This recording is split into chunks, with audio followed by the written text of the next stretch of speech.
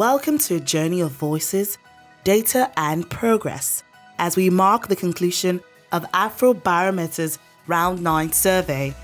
It was an incredible adventure, a journey that began in 2021 with dedicated enumerators working tirelessly in diverse terrains across 39 African countries.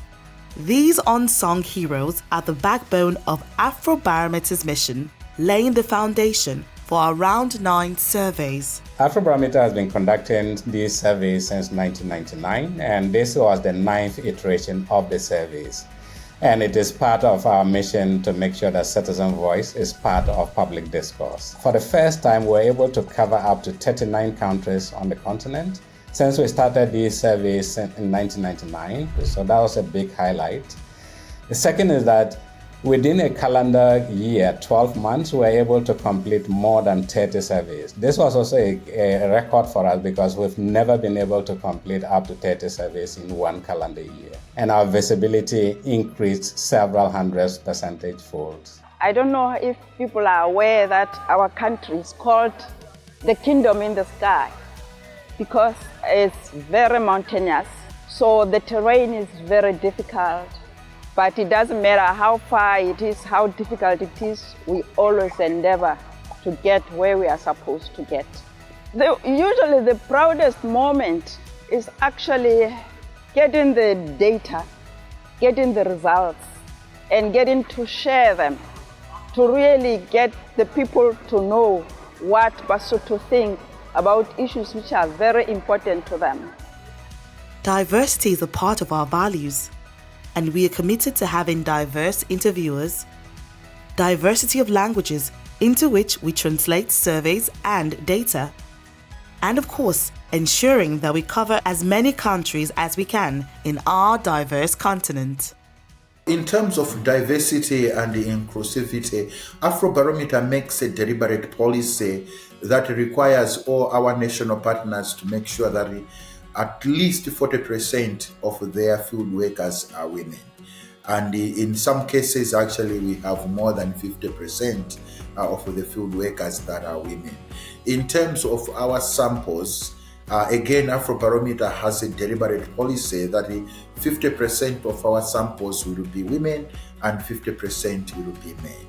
And in terms of coverage, national coverage, because the samples are nationally representative, so it means that in each country the sample is distributed based on the population that is in rural or urban areas in proportion to the population. My name is Seth Matijau. I am the Executive Director, Center for Research and Policy Development. They have been the national investigator for Afrobarometer in the Gambia since 2018. I think since we started AB in 2018, I think one of the challenges we faced was the issue of language, where the further you go, people were not willing to talk to you if you were not able to speak their languages. With round 8 and round 9, we were able to overcome that challenge because people get to know exactly what Afrobarometer was for. But I think our proudest moment has been when I saw Afrobarometer being cited by the government in the National Development Plan. Também o governo apresenta os dados da Afrobarometer.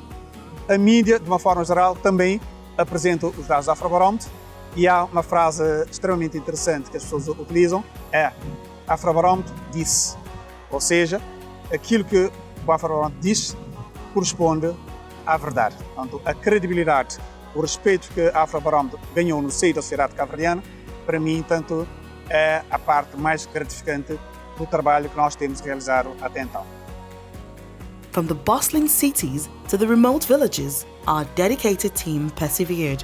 They overcame hurdles and celebrated victories.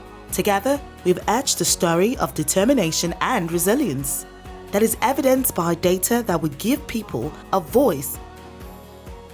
So some of the ways that our people made their round 9 surveys a big success and that we achieved records includes the fact that, one, we see ourselves as sharing in the agenda and vision of Afrobarometer. We are all committed to the vision. So we pull the data together across the 39 countries. We have a continental data set, and this data set is now shared with the continental decision makers. We also have piloted surveys using telephone in Botswana, Zambia, and also Burkina Faso. So those are really major, and we are in the process of actually being able to, build protocols on how survey can be done in Africa using telephone.